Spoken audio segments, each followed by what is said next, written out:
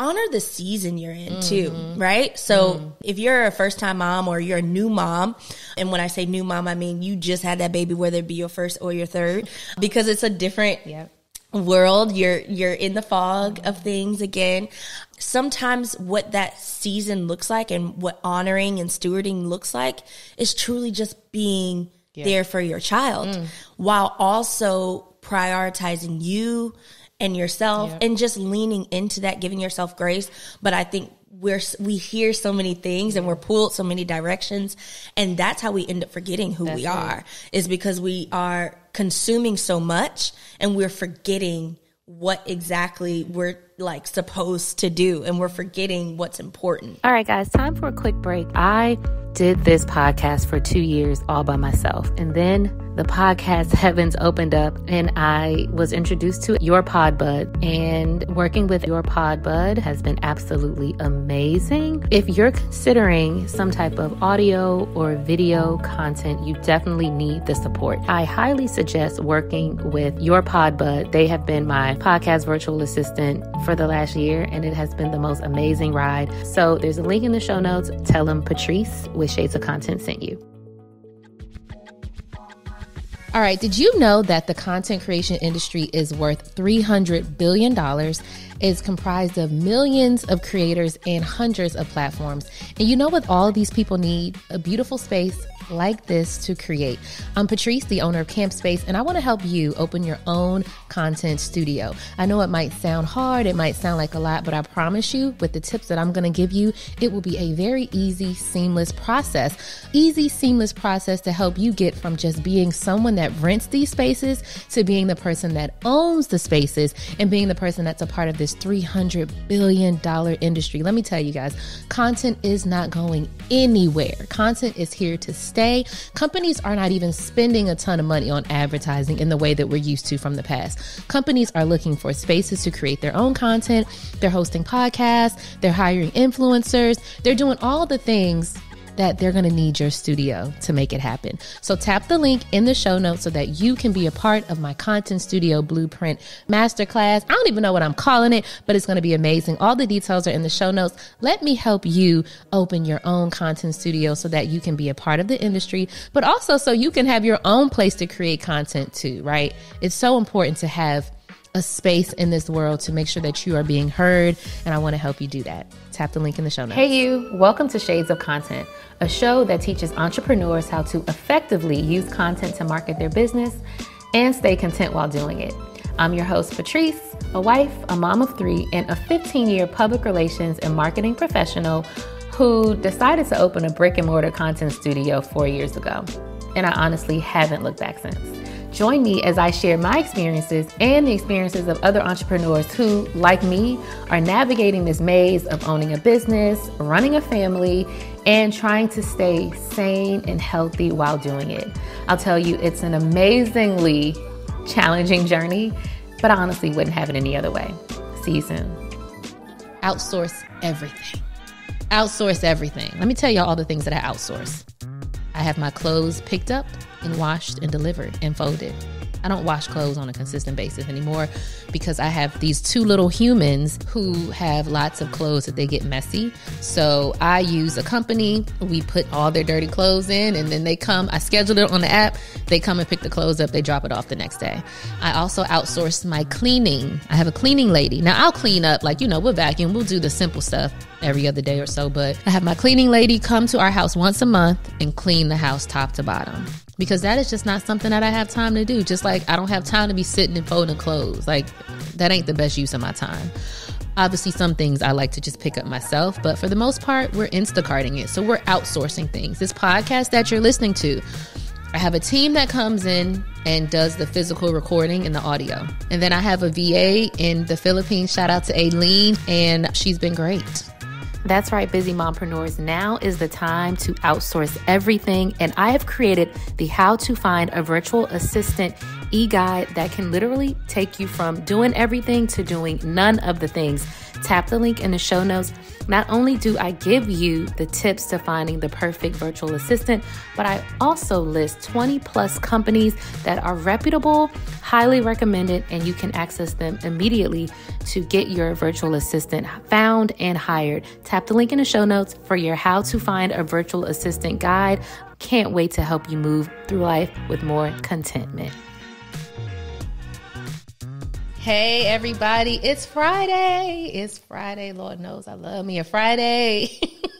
And we are back with another episode of Shades of Content, the show that teaches Black millennial mompreneurs how to do their content marketing better, right? More efficiently, maybe even more creatively, but also how to stay content, right? This idea of peaceful satisfaction is something that is very easy for busy mompreneurs like you to lose sight of, but we really can't lose sight of that. And if this show does nothing but remind you to find your place of contentment, then I've done my job.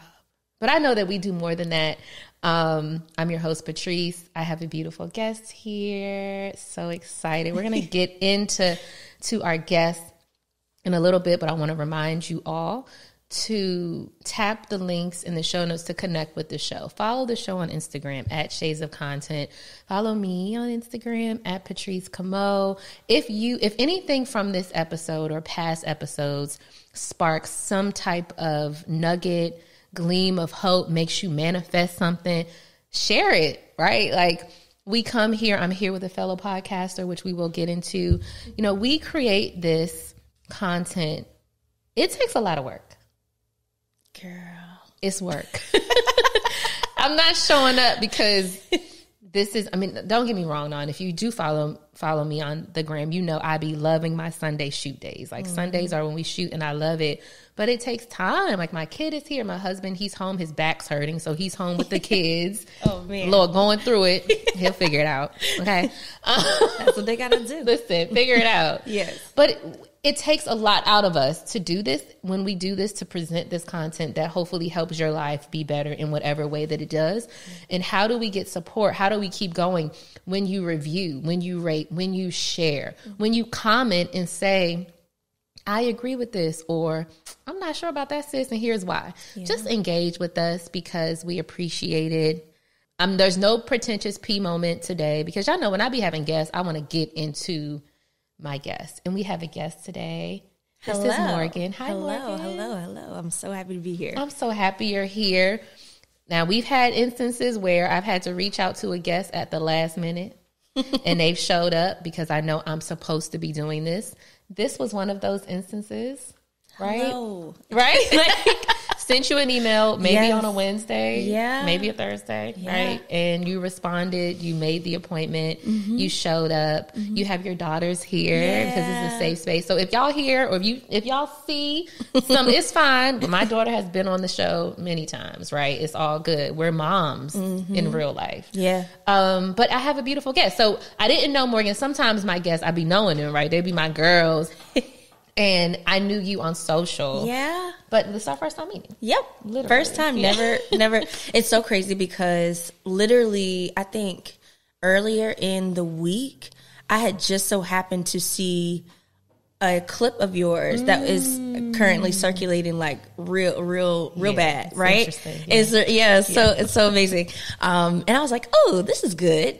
And you know, that was that. Yeah. And then then you reached out to me later in the week, and this is the first time I ever seen you at all. I just so happened to come across.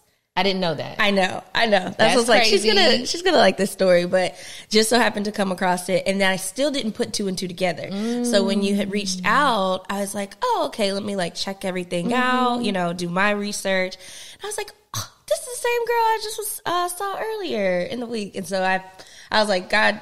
Got it. Okay, cool. Because I'm pretty, I do get kind of, you know, picky on what I do. That's just everything, you know, Sundays especially, just how you choose to, you know, spend your time. And I was like, I believe that this was meant to be. So I'm here. Nothing but alignment, y'all. Like, and I talk about that a lot on the show. And so I'm so happy that you shared that because I didn't know. I just love what you were doing. We had space, and I'm like, I need somebody local. Yeah. And here we are. So, Morgan, please tell our audience, tell them who you are. Hello, everyone. So, you know what? This has been a very, very fun question lately. People have asked, like, who are you? What do you do? One of the things that I actually have come to realize is I hate that question. I hate the question of what do you do? I think it's like a cop out. Like, it's like the first, the first thing you want to ask somebody. I get it. Like, it's like to start the conversation. Cool. But I mean, can we ask something else? But it has also allowed me to really, really lean into who I want to say I am. That's it. Right? And so I am Morgan. I am, and also this is another thing. I recently have stopped defining myself as a subtitle. So what used to be, you know, I'm a mom of 3 and I'm a pastor's wife and all these things, right? No. Those are all those things I am, but that's just the flex. I am Morgan, who really just is out here striving to encourage women everywhere, all over the world, that you can have it all. You can't do it all, but you can have it all. And the best way to do that is by having self-care as a lifestyle, not a response to burnout, and making sure that women understand that, like, there's more. There's more. Like we're put in, when we're born, there's a purpose that we have, and there's so much that's put inside of us. And then we go out into the world and we let society tell us what we're supposed to do and be and all of the things. And I'm here to remind women that, hey, like, you have more inside you, and you can achieve that. And so whatever that is, depending on what season you're in and however you're honoring that, let's make sure that we still get back to the root of why you're here. That's it. Yeah. And why you're here can shift. Yes. But when life happens, you don't have to change who you are. Yes. And I know that so many of us totally block out the original inkling of what we were here, what we were put on this earth to do. Yeah. But it doesn't have to be that way. It doesn't have to be that way. I think what happens, and I've come across so many women, especially when they become mothers, a lot of times I ask the question, like, what do you love? What do you enjoy? And they say, I don't really remember, because of the fact that we make our priority our children, which is natural. That's innate. And it's a good thing. That's what we're supposed to do. Right. But then we forget about ourselves, and then we don't keep the same energy that we use to pour into our children, to pour into our husbands. We don't use it. Like, we just don't. Yeah, we don't. It gets buried in a closet. It's the first thing to go. Is our self-identity and our goals and dreams. And I think one of the biggest things right now that I'm also trying to make sure women know is honor the season you're in too, right? So just if you're a first-time mom or you're a new mom, and when I say new mom, I mean you just had that baby, whether it be your first or your third, because it's a different world. You're in the fog of things again. Sometimes what that season looks like and what honoring and stewarding looks like is truly just being there for your child, while also prioritizing you and yourself, and just leaning into that, giving yourself grace. But I think we hear so many things and we're pulled so many directions, and that's how we end up forgetting who we are, is because we are consuming so much and we're forgetting what exactly we're like supposed to do, and we're forgetting what's important. You know what I mean? Yeah, you hit it. Like, honor the season, right? So some seasons are and I love to use myself as an example, right? I turned 40 this year. How old are you, Morgan? Oh, I'm 31, girl. I be really bringing the young ones on. It keeps me young, okay? When I stepping into my year of 40, I'm like, I want to do 40 new things this year. Ooh, 40 I love new that. things, right? It's me celebrating the entire year. You look good, right? too. Thank you. Period. And so when the year started, when I realized that this is what I wanted to do, I went and bought tickets for everything. My toxic trait is that I buy concert tickets. I love that. And then I don't go. Oh. Okay. Because the season that I'm in right now is to really be strategic about what I'm creating. I love that. My season, this first quarter, I'm not in a season of going here, going there, doing this, doing that. That ain't the season I'm in. My season right now is really thinking strategically about what the next year or two looks like, what this show looks like. And that's going to take me away. I can't be going to every show. Yeah. And so when you say that, honoring where you are, like if you are the new mom, you don't have to be a content creator. No. You don't have to be the CEO. Like you can just really ground yourself in that. Absolutely. And when you master that, or when the baby is able to do some things on their own, then you say, okay, what can we do? What's next? Even to your point of saying, you know what I'm doing right now is I'm strategizing what the next year or two looks like, right? And so as a new mom, sometimes, again, we're so pulled in so many different directions, or we're hard on ourselves because we feel like, oh my gosh, I'm supposed to be doing X, Y, and Z, but I also don't have the time, the energy, or any of those things, right? Resources. So resources. What does that look like to strategize when the baby is taking a nap, or when you've put, when you're done for the day, baby's in the bed, and now you're just journaling, and now you're just planning, and you're not doing anything that is taking away from you. You're pouring into you, if anything, and you're making sure that, hey, like when it is time, I have something to pick up. And I have like some strategy to pick up. Yeah. I'm not losing myself. But when you don't keep that muscle going, then that's when you feel like I have no purpose. That's right. I've heard so many moms say, I feel like I have no purpose. Isn't that crazy? Which is insane, because every day we get up and have purpose as just being a mother. Yeah. That's real. So, okay. Morgan is a co-host on the Moms Actually podcast. I am. You also have an organization called the Millennial Moms Club. Yes. Okay. But before you were a mom, who were you? Tell me how Morgan, I want to know your story, right? Because we don't know each other. I know. So you know what? This has been fun too, because I've been given the opportunity a lot recently to tell more of my personal story. So really I was jumped into the motherhood game real young, y'all. So I had my first daughter at 20. Okay. And I was pretty much like, okay, I can either go to college. I was in college at the time. And I remember thinking to myself, like, Morgan, you got two choices. You could either finish your degree, or you could just get out here and start hustling. And so that's exactly what I did. I went ahead and put in my resignation, or just in better words, I just stopped showing up to class. What school were you? Norfolk State. Okay. All right, where are you from? I'm from Virginia Beach. Okay. Yep. I'm from Virginia Beach, 757. There you go. Shout out to all y'all. But yeah, so I was just like, you know what? I'm going to start working. And I was already working, actually. I never stopped, so to speak. But I really was like, I need to lean into climbing the corporate ladder. So I started, applying for better jobs. At the time, I was like working in retail. And then I started in the bank industry and became like a banker. And it was so crazy because I climbed the ladder like pretty fast at such a young age. I can see that. Yeah. Thank you. And then I went into real estate, and up until, let's say, 2021, I was the real estate coordinator for the entire state of Virginia. And it was very funny, because I'm like, I'm set. You know what I mean? Like, I'm good. Like, especially at the time, I was maybe 28, 29, something like that.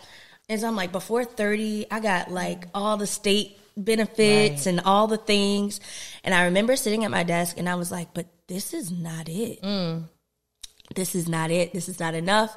At the time, I was also going through an intense health problems, as far as I have always had like endometriosis and things like that. But I knew something was extra wrong. Like, it just, listen to your bodies, ladies. Listen to your body. But I was going through that as well. And literally I always say this was God, because at the time, because I had all these benefits and things like that, I was able to go to the doctor, get checked out, and I ended up actually having a partial hysterectomy because, yes, I had endometriosis so bad and the start of cervical cancer. Didn't even know.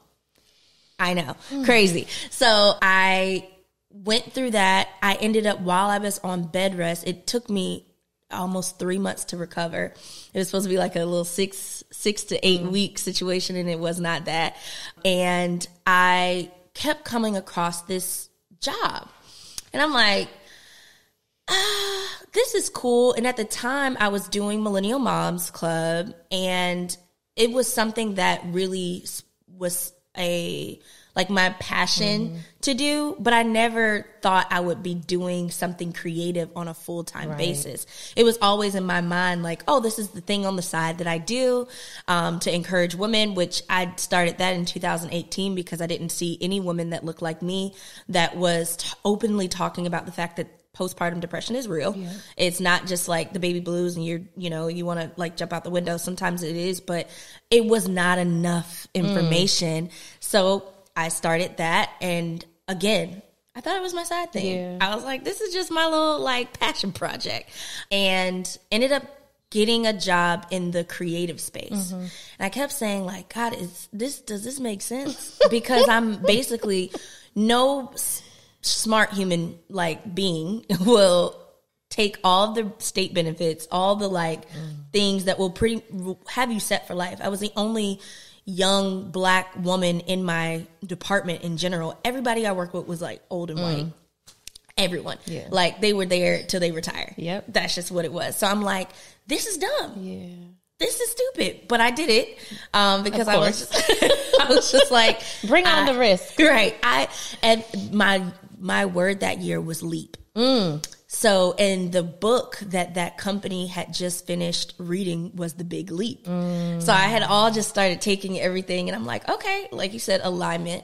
And I was like, this is it. This is what I'm going to do. And I was there for 6 to 8 months, I think.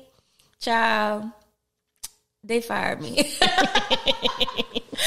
And, but that company that I was with taught me an insane amount, not necessarily skill, but about myself. Right. Because something that I was doing on the side as a passion project and, thought like, this is just kind of going to be cool to do, it taught me, like you can really do this. Absolutely. Like you really have a skill and you can really create, and you can not only create, but you can build. You build someone else's thing. And then when they were done with you, they were done. So that actually catapulted me into, first I had to shed a couple of tears because I was like, wait a minute. And I also was like, God, I heard you wrong. And then he said, absolutely not. No, you didn't. No, you didn't. Because this was always part of the plan. And I vowed that week that I was recovering from like just devastation, that I would never work for anybody else again. Ever. You bring up a good point, and I'm going to pause, right? The plight of the creator. Right. So I'm a creator. I went back to working a full-time job, which I've talked about on the show. I'm director of marketing and communications for a mega church. Yeah. And there was a part of me that, here we go again with the season piece, was like, I'm doing all of this for this to shine and and but then I was like, no, you're here to see how to do it on a much bigger scale. Huge scale. Like huge scale. And I was just talking to my son 2 days ago. No, it was yesterday. We were taking the kids out to a new playground. And I was like, RJ, can you just do this? Because my husband, I needed him to do something because I needed to schedule an Instagram post.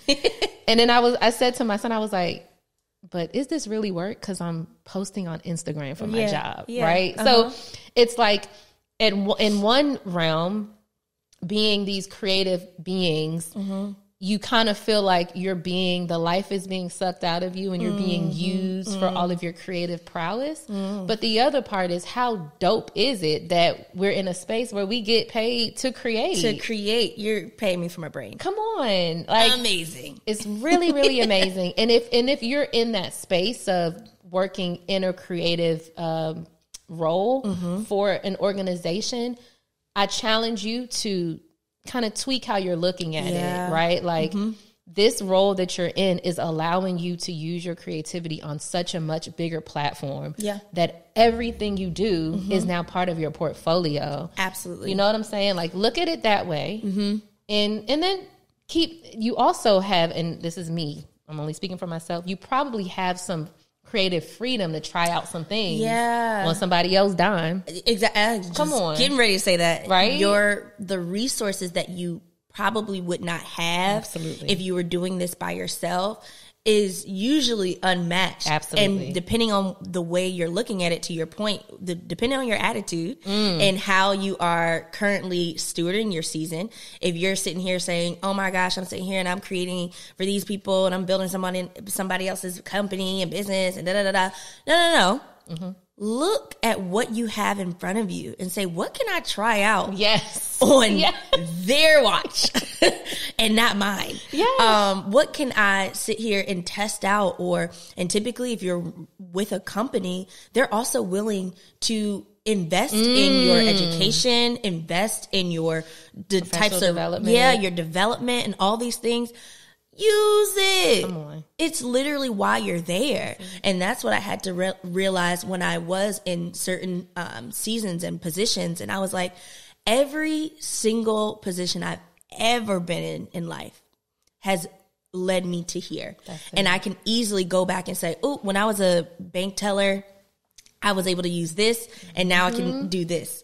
Oh, when I was sitting at this company and scheduling out months and months of content at a time, oh, well, now that's why I can literally sneeze and a whole calendar comes out. That's it. You know what I'm saying? And so it's very, very important to be able to recognize not only why you're there and take what you can from that moment, but also, like, I think it's another way of being able to start your rhythms and being able to start how your disciplines. That's it. Because when you're in the thick of it, typically, especially if you're in a company, you have to start to learn how to do certain things in a way that is not affecting you and your personal life. So then we start getting into that work-life balance and all the things. And you start to realize, okay, well, this is not going to work for my personal life and, whatever else. Because if you'll let somebody, as long as you keep pouring, they're going to keep drinking. Come on. That's it. And when you are doing it for yourself, though, it's another mindset you have to have. Because it's very easy, and I've done this, it's very easy to try and pour so much when you're just doing it by yourself. Yeah. Because you feel like, well, I have to do this. I have to get this out. I have to. So I was oh my gosh, when I first started this, I was staying up till 3, 4 in the morning trying to get stuff out and do all this stuff. Cause I'm like, I got something to prove. And, I'm pouring the way I was pouring when I was at these companies. And I said, no, because in my mind, I was like, well, I used to do that when I worked here. I would stay up and, work really hard for them. So why can't I do that for myself? No. That's not the way to go about it. Right. It's about how do we make sure your rhythms make sense so that you can now be the creator, be the CEO, and also have a life. Yeah.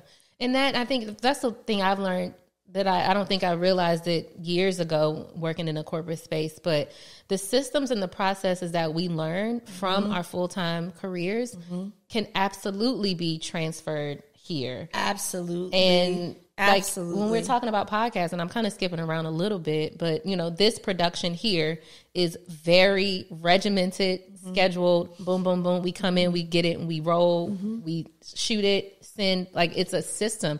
Just like we were working for a company. Yep. You have to carry it like that because when it does scale, it's not realistic to stay up at 5 a.m. talking to 700 people. Like, it's not. No. It's so not worth it. That's one thing. Two, you realize, like, you start to think about the CEOs of the companies you are working for. Yep. And there was something that I had to, like, kind of deal with, because I'm like, hey, if I was at this specific company and this same situation happened, one, it would be dealt with like this. Like this, yeah. Two, the thing that I'm sitting here stressing over, no one would care. Wouldn't give a gosh darn, okay? No one would care. And so I started to really start to think about those things, the way I deal with my team, the way I deal with myself. And I also recognize that if I am building a company that I want to be scalable and sustainable, I have the option to do it better. Yep. Because I felt the way it felt when we were, when I was the employee. Yeah. And so I'm like, how do I want to make sure that anybody working with me or under me feels good? But also, how do I make sure I feel good? Yeah. Because that's what matters. And then we're talking about being a mom and being a, entrepreneur. One of the biggest things that I said that I want my daughters and my son, my children to see is, yes, mommy worked hard, but we didn't have to suffer. Yeah. I still saw mom. Mom was home. Yeah, like she was home. Yeah, or mom brought me with her. And that's the thing. Like, I think that there is a new age of, which is really what Millennial Moms Club is it's a new age of motherhood. And it's not necessarily the generation specific, but I think we are the generation who is redefining what it looks like. Yes. It's a philosophy. It's a lifestyle of not just, hey, we are the 9-to-5ers and then we come home and we clock into our second shift and we cook and we clean and we do all the things. Yes, that might be true, right? But how are we doing it? Right. How are we sustaining? How are we balancing? What do our rhythms look like? What do our communication styles look like with our children? And what are they seeing? Because I think it's okay to be like, hey, I'm working, but guess what? I could bring my kids with me to work and they could see, they can see it. They can see the fruits, because I think it's still important to be able to show them, what it looks like to put in work and to build something from the ground up. My kids will literally say they saw me build something from the ground up. And so I would much rather them be able to say that than, oh, mommy was just always at work, and when she came home from whatever job she was at, she was burnt out. Yeah. She didn't really have, an opportunity to talk and, be there for us, or, whatever the case may be. And it's some days. There's some days that I'm like, y'all, I'm tired. I'm tired. But even that is like, we have the ability to change it all. And I want people to realize that we are changing it. That's it. Like, what our previous generation did, they did it because that's the only thing they knew. That's right. That's the only thing that they knew how to do, and they saw their mother and grandmother and auntie or whoever do the same thing, and it's just been a repeated cycle. But this is what it looks like to break generational curses. We hear that all the time, but what does it really look like in human form? This, and I think that, I can't say anything else. That is why these platforms exist. Yeah. Because I'm so thankful that we are of a generation where we see the value of sharing. And thank God we have said platforms, because these platforms didn't exist. So now I have conversations with my mom about, I vividly remember her. First of all, both of my parents worked. And I love my dad, I love my mom. They were both very active in our lives, in me and my sister's lives. We're 15 years apart. But I remember, like, my mom being the one to pick me up, being the one to drop me off, even though she had to drive much further to her job than my dad did.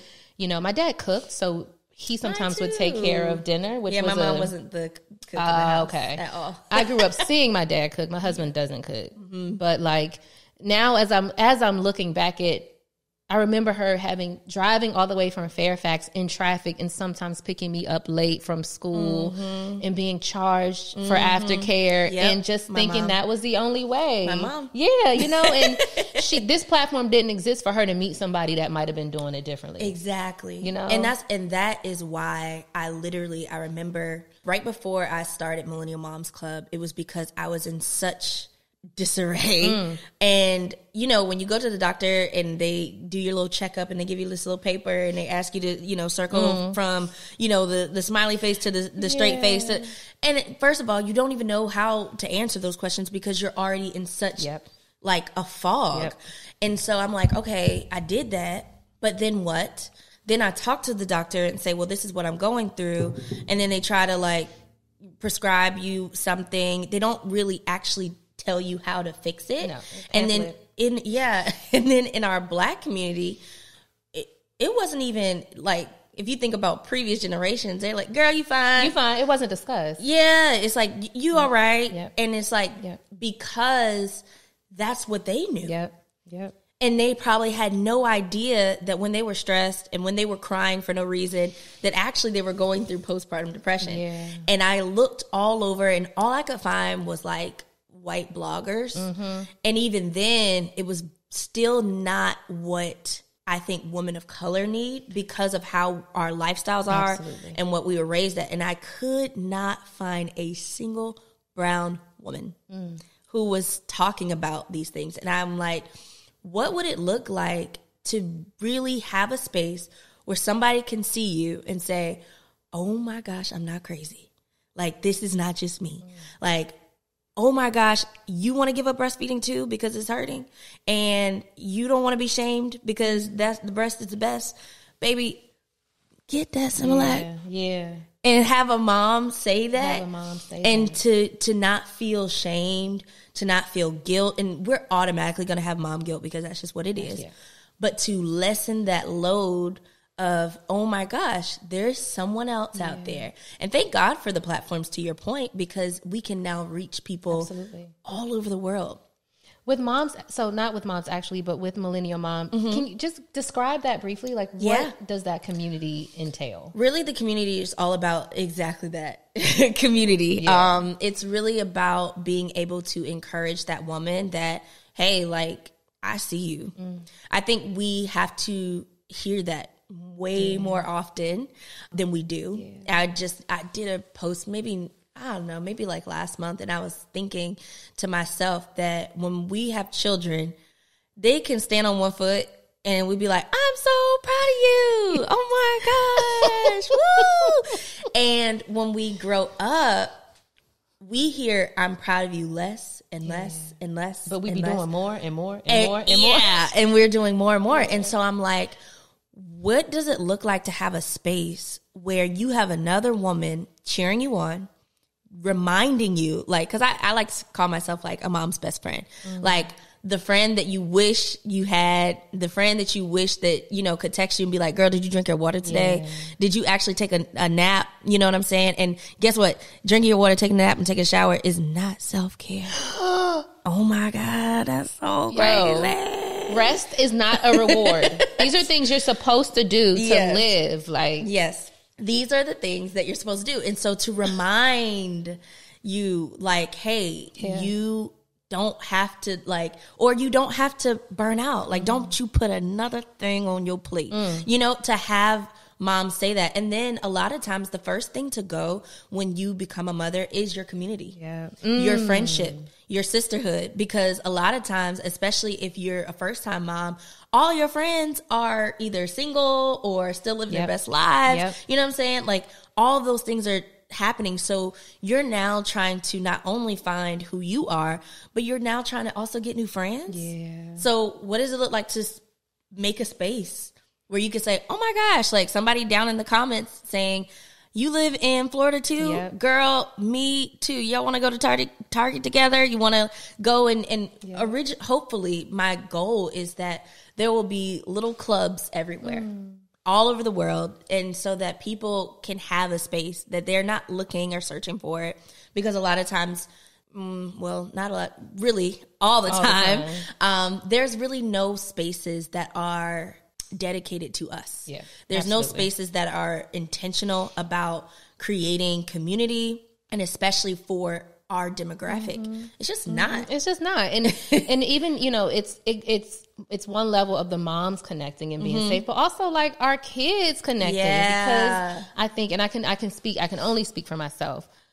The area that I live in, the school system isn't the best, right? So I have to have my kids go to private school, and typically they are the minority. So now I have to be intentional about the mom relationships I build so my kids can have black kids to play with. Yeah. Like these things all connect to one another. And it's important. It's vital. It is so important. And so I pray that like Millennial Moms Club isn't just a page, but it's just something that people find safety in, that they find like their person in, whatever that looks like. My goal is to really expand it so that it's not just my face you see, but, and at one point I did have that where there was plenty of moms that were, you know, you could find your person and be like, oh my gosh, this is the way she does things. I do that way too, because I also realized I'm just as different as the next one, and not everybody is going to relate to me and how I decide to parent, how I decide to, you know, run my life, because my life is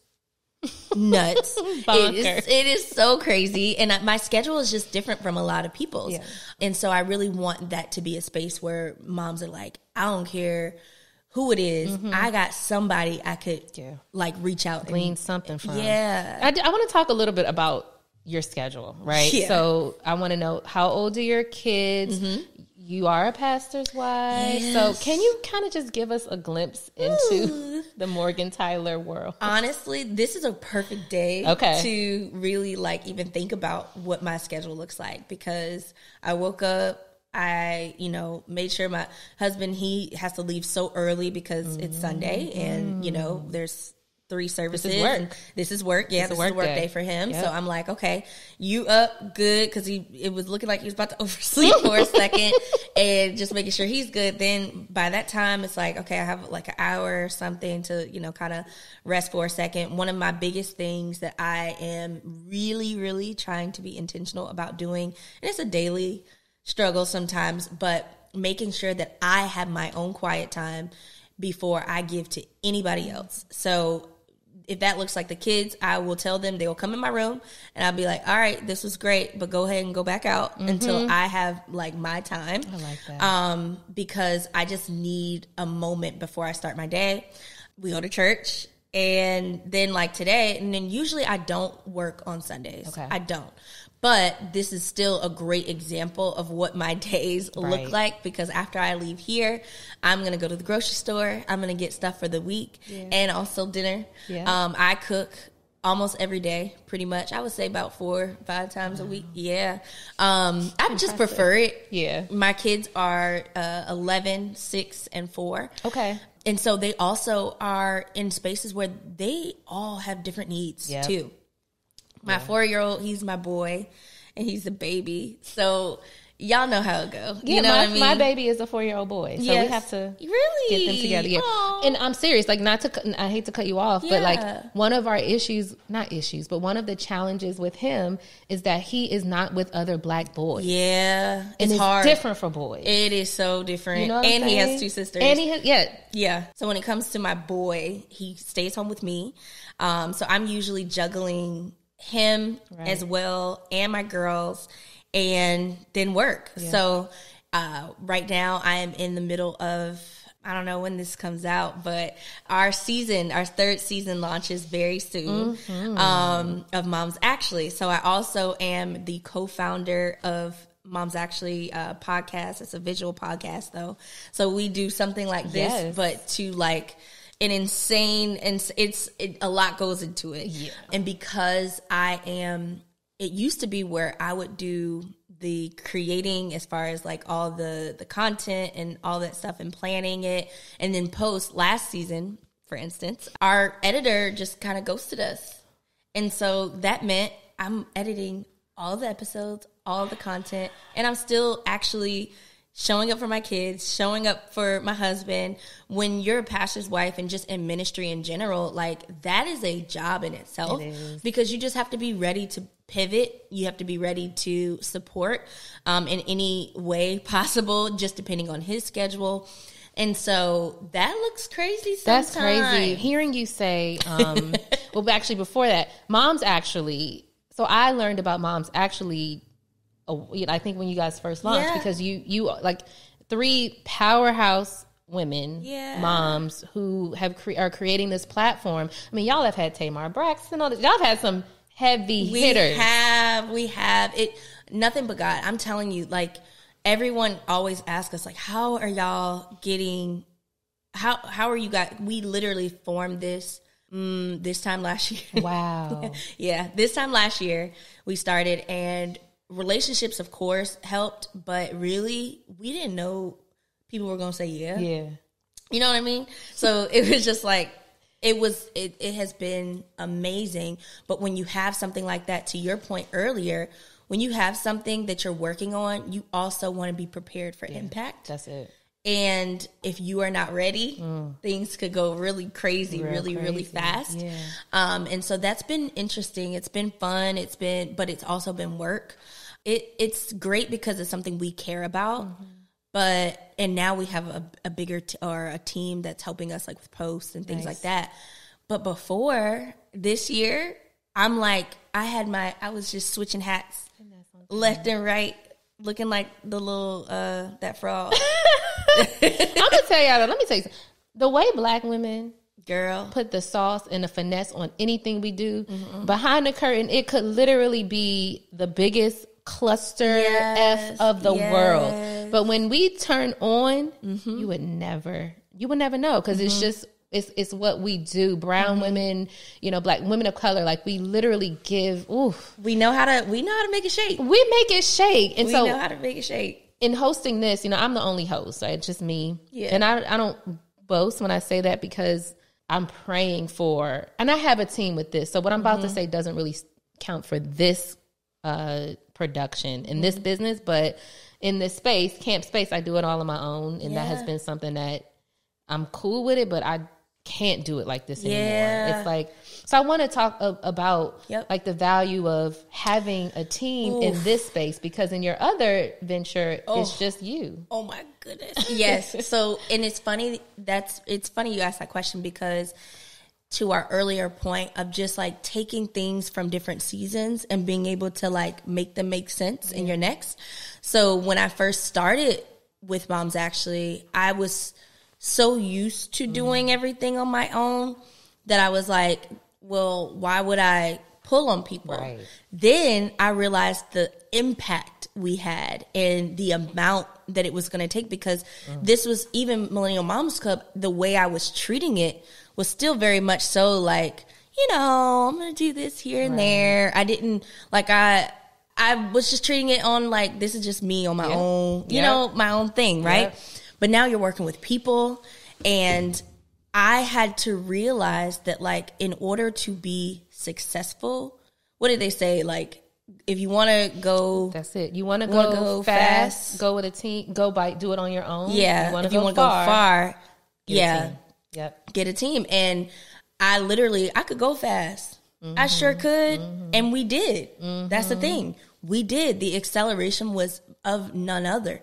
But I remember the last season, I was like, I can't do it like this again. Exactly. And so we had a talk, and we started to really like say, if we want to be sustainable and to do this for a long time and have multiple seasons and not just 2 or 3, we got to change some things. And this so far for us, and especially for me, has been the most stress-free time that I've ever had in this time of building this. And it's because we decided to get a team, and a team that we trust. That's right. So that's another thing. When you are building something and you are building a team, you must get people that you not only trust, but people that care about it just as much as you do. People that really feel like, hey, yes, this is your baby, Yep. but this is mine too. Yep. And they are proud of the work. They're proud of what they're putting out, and they want to put it in their own portfolio. Like, those are the things that you're looking for when building a team, and not being so prideful, because there's no badge of honor. The same way we do as moms, we think that there's some reward for saying, I was able to do this. No. Nope. The only reward is burnout. Burnout. Like, literally, the only reward is burnout. Yeah. Nobody is giving you a pat on the back. Nobody's giving you a gift card for all the things that we think we have to do. Yeah. If anything, people are going to reward you for relinquishing the tasks that aren't for you. Yeah. And allowing the expert, Yes, whatever that is, that part. to come in and That do part. what they do, because they do it much better. Much better. That's what you're getting ready to say. And there's always somebody who could do it better than you. Always. And to your point of, even like earlier, we were talking about just being able to create, and, you know, we get to do this and we get to use our brains and, you know, make an impact. But what would it look like if you literally just did the thing that you're actually really good at and not an expert? You know what I'm saying? Like, you're an expert at this one thing, right? Yeah, I'm good at a couple things. Yeah. I am. Yeah. But expert? Nah. No. I'm only like an expert in probably like, you know, 1 to 2. Yeah, and You know? and that is what God gave you. Yeah. When He created you in this, you know, when He was working His magic, He was like, yo, Morgan about to be an expert in this. Yeah. And of course you got to go through it Yeah. to figure it out. Yeah. But, and I said this in the episode with Noemi, once you get that thing, or I don't know if it was the episode with Noemi, but once it clicks, Yeah. you have to do that. Yes. You have to do that. And be okay with somebody doing it better. Absolutely. Because you want your thing to thrive anyway. So why would you sit here and try to, like, you look crazy. You look crazy. It's a shift. It's a mindset shift. It is. I challenge you all to rethink, right? Because you are probably, and you may be in a space of trying to wear every single hat and really thinking you that chick because you're doing everything. But like you just said, consider how great it would be if you only honed in on that. Yeah. And allowed someone else, or even just ask someone else. Because a lot of times we be scared to ask. We be scared to ask for help. It is, I think that's why this podcast is so cool, because I recognize that the same horrible habits that I have as a woman, as a mother, I carry into my professional life. Because we literally say, like, oh, I can do it. I can have this in by this time. I could, you know, it's so silly. It's so silly. It's so silly. And I understand, which is why I'm so right now very, very purposeful of letting women know that you don't have to do it all. You don't. Just stop. You don't, because you can't. You can't. And that's not the way to live a sustainable life. One of the things that I have been really gleaming from lately is on Millennial Moms Club, I always preach self-care. Self-care is nothing that I'm never going to stop talking about it. But I recently really started to have that aha moment, because I was like, yo, when you live a life of self-care and not doing self-care as a response to burnout, it is different, because now you are doing and you're pouring out of overflow and not obligation. Come on. When you're a mom, when you're a woman, and you have all of these responsibilities, yes, these are things that you like to do or whatever, and you feel like, but you are obligated to do them, right? But if you are always making sure and practicing self-care as a lifestyle, the things that you're doing, you're now pouring from just the stuff that's just overflowing. That's it. So it don't even feel like you giving out anything, which is amazing. And I just started to feel that. And because that was a practice, that was something that I had to like really, really start to be like, okay, yo, this is what this feels like. But it takes a while to get there. It does, and I commend, or not commend's the wrong word, but you feeling that now, right, at 31 is a beautiful thing, right? Because there's more of your life where you're living in that overflow. And I don't regret anything. I'm thankful that, 2 years ago is when it clicked for me. Yeah. And, I'm scheduling, no, Mondays, this is my day. Every once a week, I'm probably going to take myself to lunch because that makes me feel great. I want to know, Morgan, what, and I know self-care is now implanted into your life, but like, what things do you do? Like, what brings you contentment? I love that question. So couple things. I spoke about it. I mentioned it a little bit earlier, but I think sometimes we overcomplicate what self-care is supposed to be because we have heard for so long that, self-care means that I scheduled a massage today, which cool. Yeah, fine. Whatever. If that's what makes you happy, but like, that's not it. You know what I mean? It's the little things, the little pieces. And so one for me is I'm having my time to myself before I get thrown into everyone else's things that they need. Like, literally, as soon as we crack our eyes open, if you are a mom, you know that your kids need something.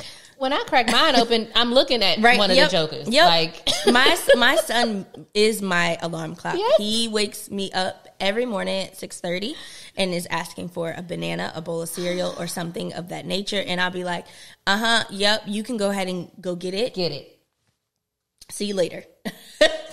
See you later. So my first thing is really just being intentional about my time before my day starts, because that's the only way that I'm going to be able to go in with a clear head. I do my devotionals, I do my prayer, I do my journaling. All of those things happen. And sometimes if I wake up late or whatever the case may be, I still make sure I have that time. Absolutely. So if that looks like I'm thrusted into making sure everybody gets out the house, I come back home and I close that door and I go into my office and still have that time. Another thing for me is the gym. It is not always somewhere I want to go, but I realize that I have to go because it is it's something that I owe to myself. In motherhood, you lose yourself, especially when it comes to your body, because physically, it's just such a hard thing to grasp because your body is just different. It's not ever going to be the same. And unless you are just intentionally working on that, it's always going to be a struggle mentally and physically.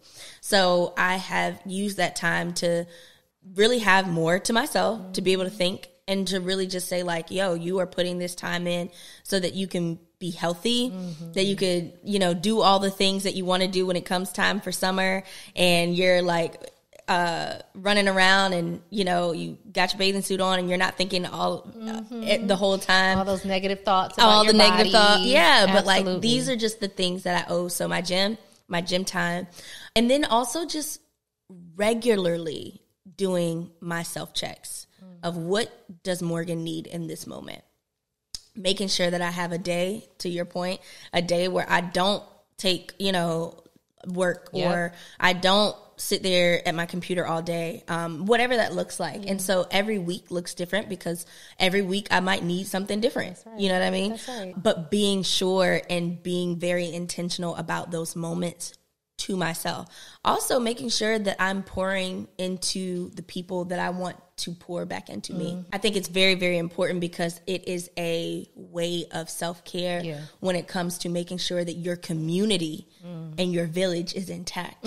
Because if you are going somewhere and you are climbing the ladder or just doing life, you're not supposed to do it alone. No. And things feel really crazy when you're doing it alone. Right? And so imagine feel like you're doing it alone in your own home. Yes. Right? Yes. Because I've been there, right? Yes. Feeling like I'm the only one that cares about it. And a lot of that was self-inflicted because I wasn't communicating it to my husband. Yep, exactly. So that is an act of self-care for me is I'm pouring into my husband. I'm pouring into some of my closest friends and all of those things. And I think that that's very, very important. Yes. And I'm seeking joy. I think sometimes we wait for joy to find us, but what does it look like to actually seek it and like create pockets of joy throughout the week or when we need it most or whatever that looks like. And so those are like self-care things that it seems like a no-brainer, but it's really not.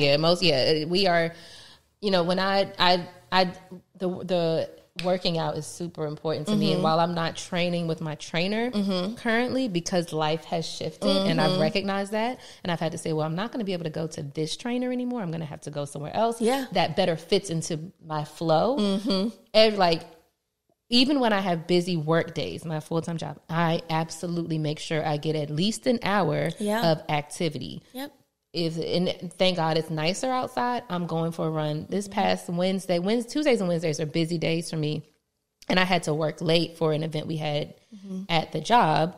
And I closed my laptop and I was like, I'm going for this run. Yes. Slams laptop shut. Slams laptop shut, puts on gym clothes and goes for the run. And yes, when I came back home, I had to move a little quicker to make sure I got to the event. But I was okay with that. That is such a good point. I think sometimes we cheat ourselves out of our moment because we feel like, oh, I'm not going to have time to do da-da-da-da. No. The same way that we make time for everything else and move a certain way for everything else, maybe this just means, to your point, like, okay, if I go here and I do this for me, that means when I come home, I'm going to have to either take something off my to-do list. That's it. Or I'm going to have to shift and pivot. And that's okay. Or text my coworker saying, hey, I'm going to be 5 minutes, 10 minutes late. You got it. Yeah. Communicated it, had a great run, got to the event. Yeah. It was fine. That's funny because typically my rest day is on Sundays and I did not make it yesterday or Friday. And so I said, Morgan, you owe it to yourself. So it's actually something I'm going to do after the grocery store today. And it's just like, yes, that may seem like a lot, but how many things that I do today, even though my schedule has been full, that poured into me. Exactly. I'm still feeling fulfilled. I'm still feeling like, okay, I don't feel burnt out. Right. Like I don't feel like, even right now, I'm like, I feel good. Yeah. You know what I'm saying? Yeah. And I think that when I get in my bed tonight, I'm going to glean from the fact that not only did I work, not only did I have my kids with me today, but I did stuff that poured into me. You know what I mean? That's it. And asking you, looking at the camera, how have you poured into yourself today? Yeah. What have you done to pour into yourself? And it does not mean spending $300 on a Four Seasons massage. No. But we like those. Okay. And it's okay to treat yourself. It's okay for that. It's okay. Sometimes I'm like, on Fridays, I'm just about to go. Target's my, I call it the women's playground. But I let it tell me what, I need. And then, or that looks like I'm walking around the mall and I did it yesterday. I went to Sephora and just re-upped on all my things. And yes, like some stuff I didn't necessarily need, but that was like me treating myself. Right. I'm like, okay, I feel good. Pour into yourself and there's nothing wrong with it. And you will not be ridiculed or criticized for it. And if you are, then the person doing it is probably not someone you need in your life. Yeah. Like, let's be honest. And that's a whole other conversation. They're projecting and it's not on you. You know what makes you feel good. And I said this before, right? Like, find those activities, but they should be things that are safe. Yeah. And so I think there's this culture, and I read an article during the pandemic, alcoholism spiked in moms. Oof, because the bottle of wine was the thing it was the easiest thing to pull. For me, thank God, the thing that I ran to was leaving the house and running. Okay. But I recognize everybody didn't have that, because it was a pandemic. Yeah. We live in a very trail friendly area. So it had gotten to a point where I was like, I have to get out this house. Like I was like shaking. And I said to my husband, I have to leave every day around 5:00. I would go run. And he was even like, I'm not sure how I feel about this because it's a pandemic. But I was like, bro, I don't care. Yeah. That's what I needed. But there were a lot of moms who were, like I said, reaching for that bottle of wine. And so I say all that to say, as you're pouring into yourself, literally, make sure you're not pouring things that are not healthy for you. Yeah. It has to be sustainable, like you said. It has to be healthy. It has to be healthy. And I think, I love a good glass of wine just like any other, but I think you just have to have boundaries. Absolutely. And to your point, just making sure that the things that you're calling self-care is actually like making you better. Making you better and not, turning you into something that is actually going to need even more you're going to have to fix that. Yeah. I think that's a great point. And it's just take inventory. I would really, really encourage moms. I always say I kind of think of it as a car. When your lights come on, you know what I mean? Like, are you ignoring those lights? Or are you actually being like, okay, let's pull over on the side of the road. What this looks like is, let me actually break out my journal or the notes part in your phone or whatever that looks like. You have to name it. You have to say, this is exactly what I need. If you don't take intentional time to actually list it out and name it, guess what? It's going to happen. It's going to continue to fall to the bottom of your list. You're going to continue to say, I don't know what I need, because you're not naming it. You're not actually taking a moment to try and figure out what you need. And you're not going to be able to communicate it to those people that are literally waiting for you to say, hey, I need help. Well, what do you need help with? What do you need? That's it. I don't want to rephrase it. Yeah. What do you have to know what you need in order to get what you need? Yeah. Right? You all, this has been so good. Yeah. It's always so good. I knew it was going to be so good. I'm so happy and thankful that you were able to come. I'm grateful to do this. I'm grateful to be here. Thank you so much for reaching out. I wasn't expecting it at all, but it has been such a pleasure to come and just sit. And I love every opportunity I can to just be able to talk to moms and just women in general, because I think there's always going to be a space for even women who are not mothers, because they're going to be able to take this and say, all right, these are the things that I need to start working on now. Yep. Before I let another human wreck my schedule. Absolutely. Before I let another human take away my schedule. Yes. How can our audience stay connected with you and everything you have going on? Yes. So you can follow me, of course, on Instagram, the Morgan Tyler. You can follow the Millennial Moms Club. I think it's an underscore before the Millennial Moms Club, something like that. Make sure you follow Moms Actually is getting ready to come back. And this season is actually my favorite season so far. It is my favorite season so far. There's something for everybody. And I think I just love the way we did it this time. So make sure you tune into that. We are available on all podcast platforms as well. And make sure you hit the subscribe button. Subscribe here. If you have not subscribed to my girl's channel, then what are you doing? So make sure you hit subscribe. It just helps. You know what I'm saying? It helps us to continue to be able to push out this content. It helps us to continue to know that we have people that are watching and supporting and need this information, because I do realize that people need this. People need it. People need it. When I did that outsourcing clip that you mentioned that you saw, so many people had no idea that there were companies that could pick up your clothes and wash them. People were like, how do you find a VA? Like, people just didn't know. And it's the things we think are just automatic. There's a lot of people who don't. So there's a lot of people that don't. I love also having creators on, because like you literally said everything, right? Because you get it. Like, subscribe. This is why she rolled it out for you all. So please tap all the links in the show notes. Everything that Morgan said, you can very easily click it in the show notes. It's always an honor to be here. Happy Friday. We are in May. Sunday is Mother's Day. Happy Mother's Day. Happy Mother's Day. Wow, we did it. Happy Mother's Day. We're doing it. Yeah, we're doing it. You are doing the thing. You are that girl. All the things. We're also launching into primetime season. That's it. Prime time, really quickly, because that was in my notes. What does prime time season real quick mean? Morgan? Okay, really fast, y'all. So hot girl summer, hot mom summer, it just sounds a little like our 20-year-old selves. It's just not exactly who we are. We are 30 plus here. We're still fine. We still enjoy a good kiki, a good time. And it is just like, we are in our prime. Like, it's prime time. And I feel like it's so much better saying like, okay, I'm about to have a hot mom summer. No. We're about to be in prime time. That is what we are getting ready to launch into. We're prepping. We're ready. We're getting our lashes done. This is a time where you get to show out. This is it. This is the time. Let your hair down. Come on, prime time. I've never felt better than I feel in this season. And let's just own it. Yes. I think when we become moms, for some reason, we feel like we got to be boring. We don't. Just saying. Yeah, I would agree. And on that note, we will see you on Friday. Tap in, share this with a mom, share this with someone. Connect with Morgan, connect with the Millennial Moms Club, connect with Moms Actually.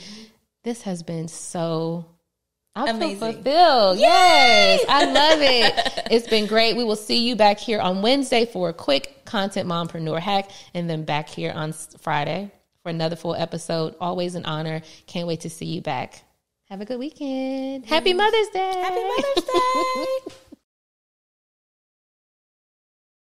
All right, now, y'all, don't forget to connect with Shades of Content on Instagram at Shades of Content, and with me, Patrice Camo, at Patrice Camo. And also be sure to rate this show, leave a review, and subscribe, because that's actually the only way that we're going to grow. I'll see you next week.